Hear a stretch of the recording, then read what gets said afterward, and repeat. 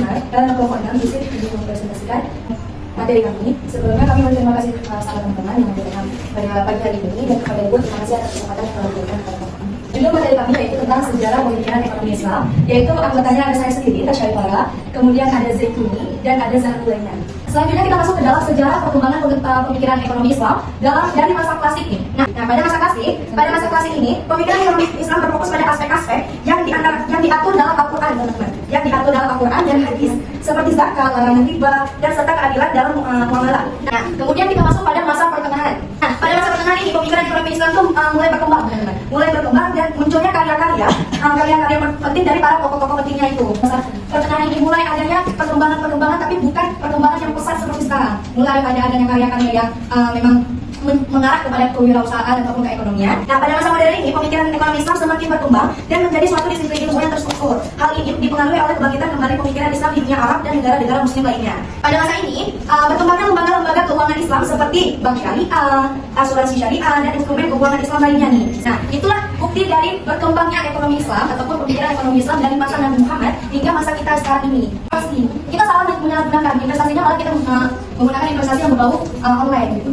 Nah, ketika itu kita memberikan investasi kepada pihak online itu, dan kita tipu, gitu kan? Itu yang sangat-sangat dihindari, teman-teman, di dalam konsep ini. Sangat-sangat dihindari karena apa? Itu bakal beresiko tinggi dan bakal merugikan kita sendiri. Kita terapkan apabila misal kita ingin bekerja sama dengan pihak lain, seperti kita membangun suatu usaha, gitu ya. Terus ada seseorang ataupun pengusaha lainnya yang ingin bekerja sama kita. Nah, itu dapat banget kita terapkan karena berbagi keuntungan ataupun melakukan yang namanya kerjasama itu bakalan menguntungkan kita. Tapi tengok lagi kerjasamanya itu yang memang benar-benar kerjasama, teman-teman. Bukan kerjasama yang hanya mengatakan kerjasama, tapi tidak ada impact ke diri kita sendiri.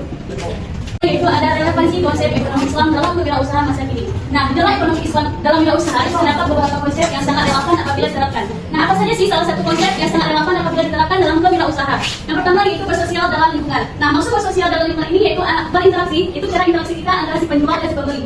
Nah, apabila berinteraksi kita si penjual dan si pembeli itu bagus, seperti ramah, sopan, maka si penjual ini akan senang sama bisnis kita dan dia akan datang lagi maksudnya dia akan senang dalam bisnis kita. Nah, kemudian yaitu tentang konsep kedua yaitu meningkatkan ekonomi dalam berbisnis. Nah, dan etika itu bukan hanya dalam berbisnis saja diutamakan. Apalagi dalam berbisnis sangat diperlukan etika, baik dalam perbuatan kita, berbicara kita, itu sangat diperlukan. Kemudian yaitu penerapan prinsip-prinsip ekonomi Islam dalam wirausaha modern.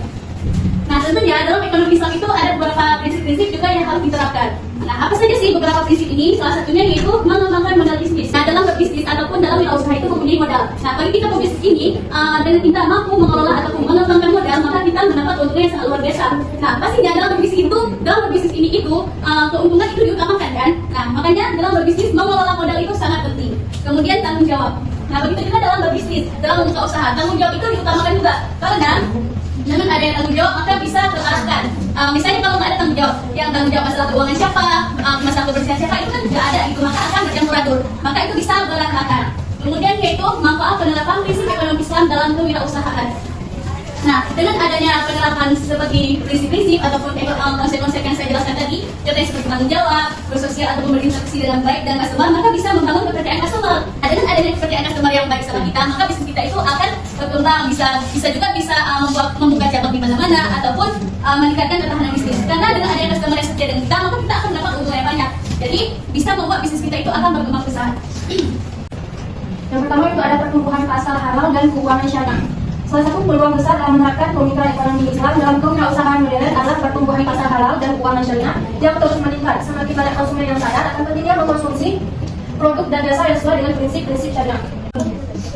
Pengembangan teknologi khususnya di bidang finansial atau fintech juga membuka peluang bagi pengembangan sistem ekonomi Islam. Fintech syariah dapat menjadi solusi inovatif untuk meningkatkan inklusi keuangan dan memperluas akses masyarakat terhadap layanan keuangan yang sesuai dengan prinsip Islam. Yang keempat itu ada dukungan pemerintah dan lembaga internasional. Yang kelima ekosistem kewirausahaan sosial. Strategi untuk mengatasi tantangan dan memanfaatkan peluang. Yang pertama itu ada edukasi dan pelatihan ekonomi Islam untuk wirausaha untuk mengatasi tantangan terkait kurangnya pemahaman masyarakat terhadap ekonomi Islam. Salah satu strateginya yaitu dengan melakukan edukasi dan pelatihan ekonomi Islam yang ditujukan kepada khusus bagi para wirausahawan. Yang kedua itu ada kolaborasi dengan lembaga keuangan syariah. Strategi yang lain dapat dilakukan yaitu kolaborasi yang erat dengan lembaga keuangan syariah, perusahaan bank syariah dan lain sebagainya. Yang keempat itu ada inovasi produk yang relevan dengan pasar. Untuk mendapatkan pemanfaatan peluang yang ada, para wirausaha juga perlu berinovasi dalam mengembangkan produk dan layanan yang relevan dengan kebutuhan pasar. Inovasi ini dapat mencakup pengembangan produk halal, jasa, keuangan syariah maupun solusi-solusi teknologi yang sesuai dengan prinsip ekonomi Islam. Assalamualaikum warahmatullahi wabarakatuh. Waalaikumsalam warahmatullahi wabarakatuh. Ingin bertanya kepada kelompok 6. Jadi apa peran etika dan spiritualitas dalam praktik kewirausahaan menurut pemikiran ekonomi Islam? Ya, silakan Vina. Baik, saya Vina Rizomera ingin bertanya kepada kelompok yang presentasi. Apa manfaat yang dapat diambil dari sejarah perkembangan Islam di dunia? Mencoba menjawab pertanyaan dari Sally Leslie. Nah, seperti yang kita ketahui, etika itu sangat penting diutamakan, baik dalam berbicara ataupun dalam perbuatan kita. Bukan hanya dalam berbisnis saja etika itu diutamakan, lebih-lebih dalam berbisnis. Karena dengan etika kita bagus, baik dalam cara berinteraksi kita antara pembeli dan penjual ataupun pembisnis dan karyawannya itu sangat diperlukan. Karena dalam bidang usaha ini ataupun dalam pembahasan bisnis ini, si pembisnis ini bukan hanya memikirkan keuntungan hari ini dapat berapa ataupun kerugian dia dapat hari ini berapa, tapi dia juga harus memikirkan etikanya harus bagus, cara berinteraksi dia sama customer-nya harus bagus. Ya, kemudian itu tentang kejujuran dan amanah. Nah, bagi si pembisnis ini jujur dan amanah itu juga diutamakan, itu termasuk juga dalam etika. Dan juga riba, karena kan riba itu termasuk dalam etika kan. Apabila etika bagus, apabila kita melakukan riba, maka itu termasuk etika yang kurang bagus. Sedangkan riba itu termasuk ke dalam haram. Apabila riba itu kan termasuk haram dalam agama Islam. Menjawab pertanyaan dari Vina. Kita ambil dari sejarah ini yaitu keseimbangan yang unik antara aspek agama dan ilmu pengetahuan. Nah, jadi di setiap masanya itu kan memiliki perkembangan gitu ya. Jadi seperti yang kita rasakan sekarang di era modern ini memang udah sangat-sangat enak gitu teman-teman. Karena apa? Mungkin kita kayak misalnya ingin mensimpan, bagi kita yang punya wirausaha yang ingin menyimpan modal ataupun laba kita bisa menggunakan yang namanya bank syariah gitu ya. Ataupun bagi kita yang tidak memiliki modal tapi ingin membuat suatu usaha, kita bisa seperti meminjam di simpanan pondok itu. Tapi seperti yang saya jelaskan tadi, itu sebenarnya adalah larangan. Kenapa? Karena di setiap pinjaman itu pasti ada bunga gitu ya. Jadi lebih baik kita menggunakan modal yang memang betul-betul modal gitu ya. Seperti bisa menjadikan mas kawin sebagai modal ataupun pinjam ke keluarga, ke mertua seperti yang pernah Ibu jelaskan kemarin gitu. Nah, jadi ya itu hikmahnya itu memiliki banyak sekali perubahan-perubahan dan keseimbangan yang unik antara agama kita sendiri dengan pengetahuan yang seperti kita rasakan seperti sekarang. Pertanyaannya juga udah kami jawab gitu ya. Terima kasih banyak bagi teman-teman yang udah memberikan kami kesempatan untuk presentasi hari ini. Lebih dan kurang kami mohon maaf. Kami akhiri. Assalamualaikum warahmatullahi wabarakatuh. Waalaikumsalam warahmatullahi wabarakatuh.